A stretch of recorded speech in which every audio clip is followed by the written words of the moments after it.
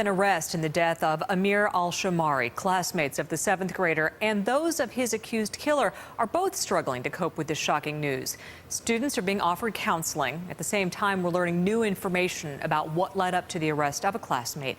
News 4's Ed Dranch spoke one-on-one with the police commissioner today. Ed? That's right, Diana. It was a quick conversation with Police Commissioner Dan Dorenda. He couldn't comment on many of my questions, but tonight we're learning just what led to the arrest of 13-year-old Jean Sanchez in connection to the death of Amir al-Shamari.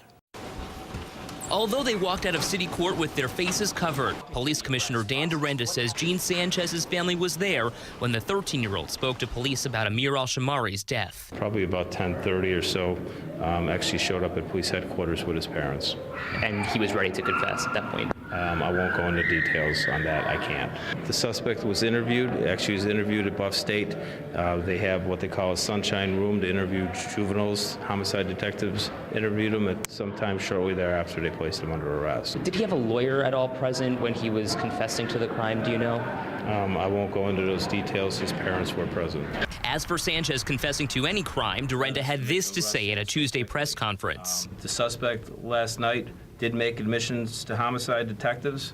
As been reported, we believe the murder was over a cell phone. But Dorenda won't comment on whether the cell phone has been recovered, and he wouldn't say how Amir al-Shamari was killed. News 4 has learned through several sources Amir al-Shamari was strangled with a string from a hooded sweatshirt, and there were indications of a possible sexual assault. Do you suspect any more charges aside from the murder charge? At this time, the investigation continues.